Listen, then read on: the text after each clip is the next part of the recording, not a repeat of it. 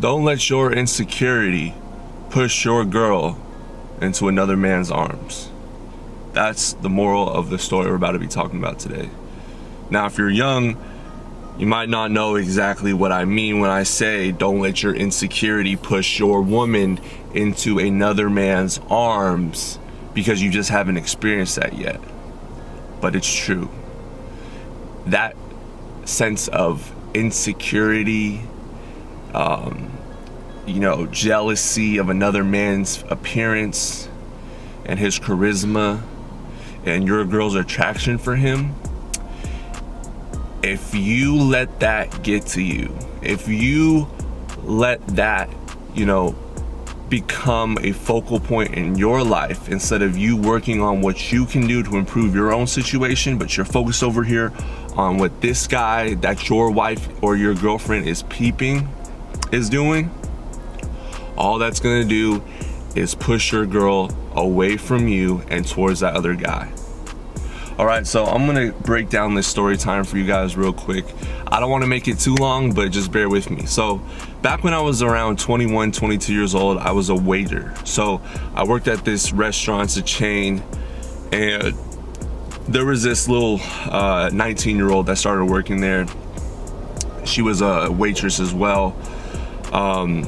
And she was single when she came there. She was perfect. I mean, she was like slim, thick, nice face, nice eyelashes, kind of like a Coke body. And just being how I was at the time, I talked to her, we got to conversing, I laid a little game on her, and it got to the point where we started seeing each other. And I'm talking about, because there was such a high attraction initially when we saw each other, I brought out that freaky side of her. I remember the first time that we ever hooked up, it was like behind a Panda Express, like in an alleyway. And literally, instead of taking her on a date, our date was, I told her to, actually I picked her up because she was a real short girl. And girls like being dominated, okay? So I picked her up, I put her in a shopping cart, and I pushed her down this alleyway in the back of Panda. That was our date, right? Nothing crazy, but the tension was there, the buildup was there, and no other guy's gonna be able to pick her up like a little kid, like not saying like she's like a kid, but she was 19 or whatever, I'm 22. Put her in the cart or whatever, and I'm pushing her, we're racing, I hop in a cart, we're racing each other in these little carts, shopping carts, and just having a blast for free. This is what I tell you guys: you don't need to spend money on these women in order to put an imprint on them, in order to be a guy that she's never going to forget. Because what other guy is going to be able to physically pick up this girl, put her in a shopping cart, race with her in the alleyway, and then just fuck each other's brains out all night long after that? All right, so it's just a whole experience. Like the lead up after that, the tension, like it was in public. So I'm just adding a mix of all these different things, us hooking up, the build up for it, and everything is something that this girl's never going to experience again. That was just one of the many things that we've done. So another time, her parents were gone, and we went up to her house. She lived in a really nice part of town. I was living in a different city at the time, but her parents were gone, and she had different fetishes and fantasies, and she wanted to get tied up.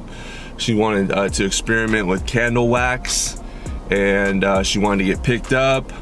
There was all these different things that this girl wanted to try out, and I was able to provide her that experience. Now, I never made it official. She wanted to get into a relationship past that. I already took the RP at that time, so I did not see any point of pushing that relationship forward rather than just being a situationship and having fun. And I knew that there's a shelf life at some point. I understand even all those things that I can provide, she's not mine, it's just my turn, right? Eventually she's gonna want the provider. She's gonna want someone that's going to marry her and settle down with her. So I was enjoying, though, her late teens, early 20s, okay? Believe me, I enjoyed my turn, okay? So what ends up happening is like a year later or so, one time I tried to call her, you know, to hang out again. We've been seeing each other like on and off every week, like once a week. But I was still in college working on my senior year or my junior year of classes. I was also playing basketball still. So I was just super busy with work full time as well. And I didn't really get to see her that much, but one time I decided to call her, and instead of her picking up, you know, what ended up happening was, I guess she was driving and my call popped up on her Bluetooth in her car, or in her boyfriend's car, you'll find out. So instead of her answering the phone, I hear this guy in the background say, "Who is this and why are you calling?" And I'm like, what do you want? Like, who is this? And bro, I hear this girl like quickly, like there's like they like exchange a conversation real quick. It's kind of like muffled or whatever, and then I just hear a click, and I was like, uh-oh. So I already knew off rip that she had a boyfriend, or she had some other guy that she was seeing, and she just got caught up. Basically, she forgot to block me. She forgot to change my number to like a girl's name or something, because you know how girls would be scandalous like that sometimes. But anyway, she gets caught up. So that whole situation happens where I accidentally call her phone, and her boyfriend sees it, and she ends up calling me back about an hour later. I guess they got into a big fight. He ran away, apparently. What a beta. He ran away and was crying, and then she basically said, you know, like, I forgot to tell you, but I have a boyfriend, and you know, he knows who you are now. I didn't tell him that we did anything. He just thinks you're a guy I work with, yada yada yada. He ends up, though, because he saw my name pop up on the call log, finding my name on Instagram somehow.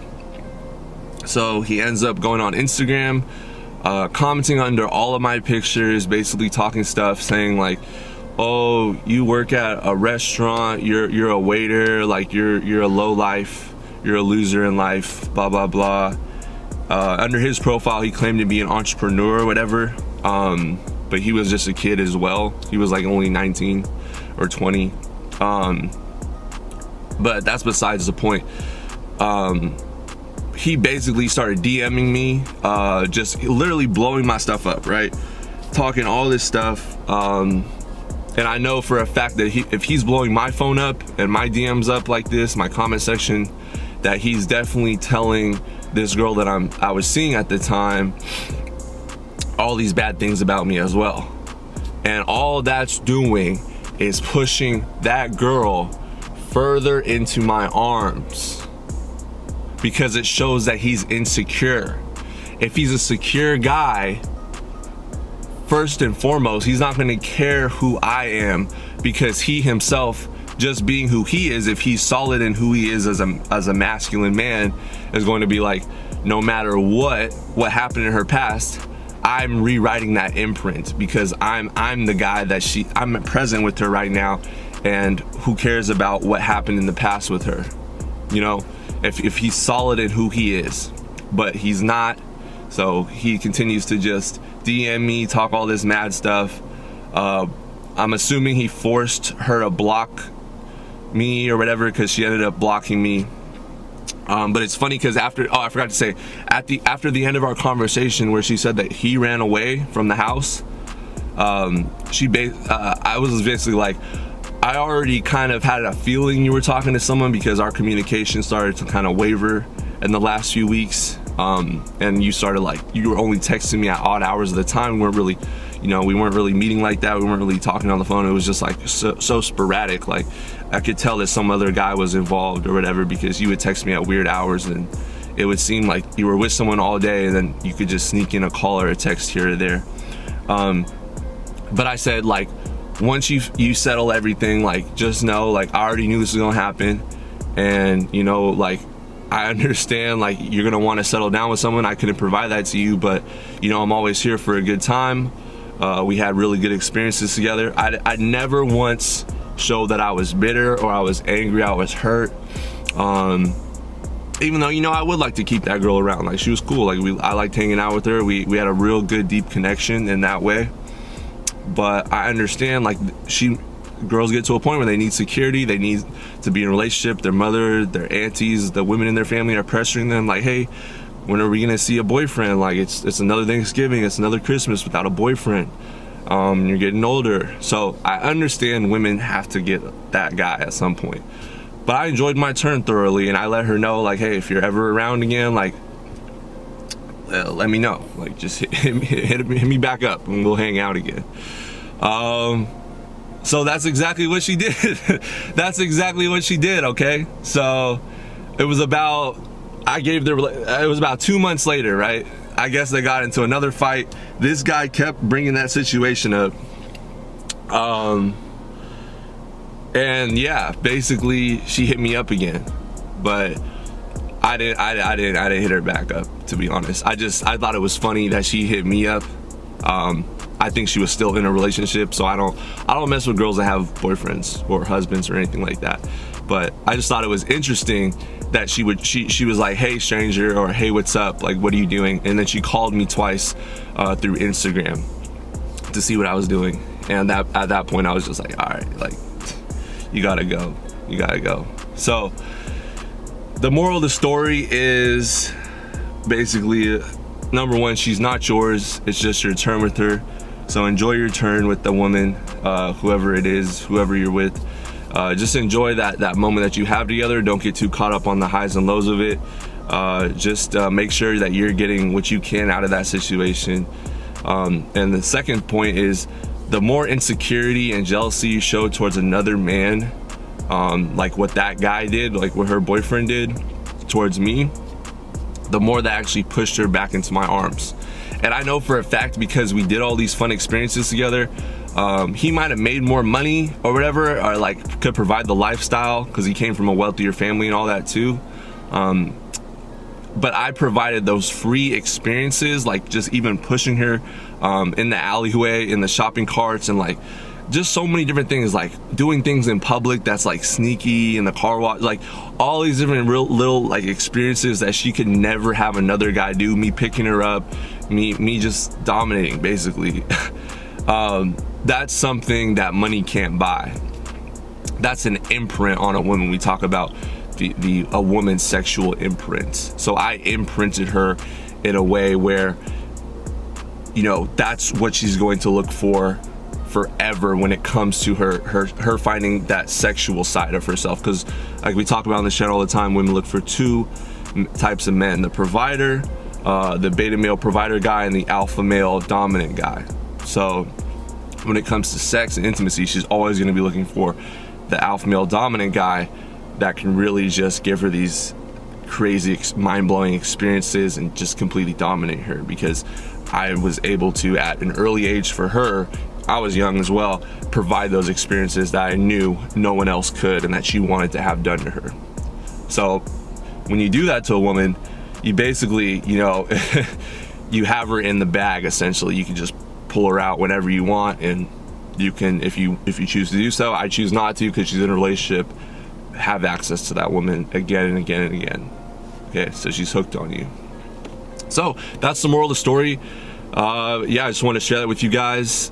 Be aware of what these women are capable of doing. Just because you're in a relationship with a woman doesn't mean that you're her imprint. You're the man that's really arousing her in that way. You're the one that's getting her panties wet in that way. There's always another guy, if you're not that guy, that's done that, and that's what she's going to continuously look for.